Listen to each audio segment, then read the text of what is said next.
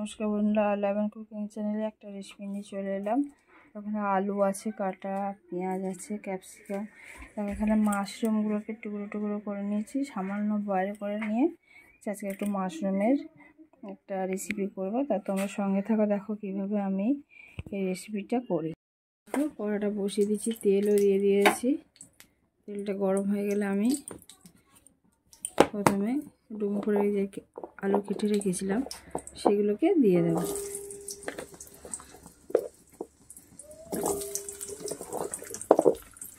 বন্ধুরা, এই মাশরুমের যে রেসিপিটা এটা খেতে খুবই ভালো লাগে, হালকা লাইট রান্নাই হয়, খুব বেশি রিচও হয় না। দেখো আলুটাকে আমি ভালো করে একটু ভেজে নেব, তারপর আমি পেঁয়াজ দেব। মিনিট দিয়ে কষানো হয়ে গেছে, এবার আমি একটা বড় পেঁয়াজ কেটে রেখেছিলাম সেই পেঁয়াজগুলোকে দিয়ে দিচ্ছি। পেঁয়াজটাকেও আলুর সঙ্গে মিনিট দিয়ে ভালো করে ভেজে নিতে হবে।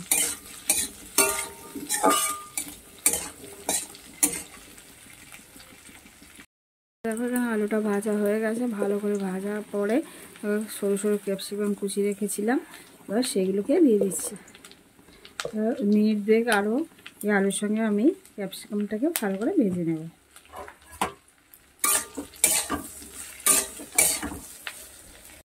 বন্ধুরা দেখো, কিছুটা রসুন গ্রেট করে রেখেছিলাম, সেই রসুনগুলোকে দিয়ে দিচ্ছি। দিয়ে রসুনটা আমি মিনিট দেখ আরও ভালো করে ভেজে নেব। আর সামান্য আদা বাটা দেব।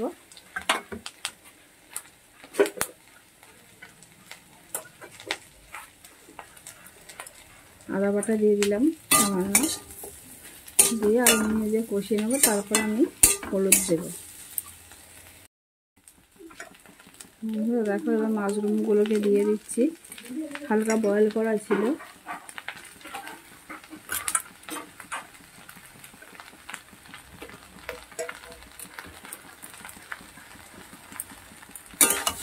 আরও আমি মিনিট দিয়ে এটাকেও ভালো করে ভেজে নেব। বন্ধুরা, সামান্য হলুদ দিয়ে দিচ্ছি, সামান্য লঙ্কার গুঁড়ো দিয়ে দিচ্ছি হাফ চামচের মতো, আর স্বাদ অনুযায়ী লবণ দিয়ে দিচ্ছি। খুব বেশি লবণ দেওয়ার দরকার নেই, তোমরা যতটা লবণ খাও ততটাই দেবে। দিয়ে ভালো করে আরও 2 মিনিট কষাতে হবে। দেখো এখানে ভাজা হয়ে গেছে। এবার রেসিপিতে যেটা দেবো ইম্পর্টেন্ট, যেটা এই রান্নার স্বাদকে আরও দ্বিগুণ করে দেবে, সেটা দেখো। এখানে টমেটো সস আর সোয়া সস নিয়েছি 1 চামচ, বড়ো চামচে 1 চামচ টমেটো সস আছে, সামান্য সোয়া সস আছে, এইগুলোকে আমি দিয়ে দেবো। সোয়া সস আর টমেটো সস একসঙ্গে দিয়ে দিচ্ছি।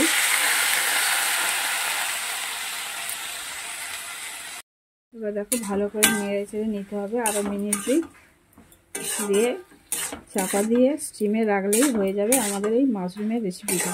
তো বন্ধুরা দেখো, আমার এই মাশরুমের রেসিপি তোমাদের যদি ভালো লেগে থাকে তাহলে অবশ্যই একটা লাইক করে দিও, কমেন্ট করে জানিও কেমন লেগেছে। আর ভালো লাগলে তাহলে শেয়ার করে দিও বন্ধুবান্ধবদের সঙ্গে। আর যারা নতুন বন্ধু আছে তারা যদি এই রেসিপি তোমাদের ভালো লেগে থাকে তাহলে সাবস্ক্রাইব করে পাশে থেকো। আর পুরো বন্ধুরা ভিডিওটা দেখো যে তারপরে কি দিচ্ছি, কেমন করে আমি এইটা করছি। সামান্য জল দিতে হবে, খুব বেশি জল দেওয়ার দরকার নেই, জাস্ট একদম সামান্য। দেখো দিয়ে আমি 5 মিনিটের মধ্যে চাপা দিয়ে দেবো, একদম ধিমে আছে, তাহলে আমার এই রেসিপিটা কমপ্লিট হয়ে যাবে। দেখো বন্ধুরা, আলুও সিদ্ধ হয়ে গেছে, ক্যাপসিকামও সিদ্ধ হয়ে গেছে, মাশরুমও। এবার আমি সামান্য চিনি দিয়ে দিচ্ছি, একদম অল্প পরিমাণ দিতে হবে।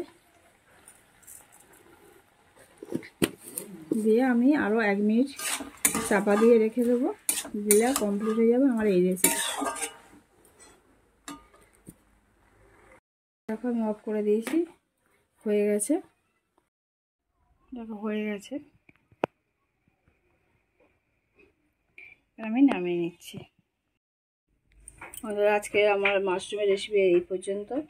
আবার অন্য রেসিপি নিয়ে তোমাদের সামনে চলে আসবো। ততক্ষণ তোমরা ভালো থেকো, সুস্থ থেকো। অনেক ধন্যবাদ।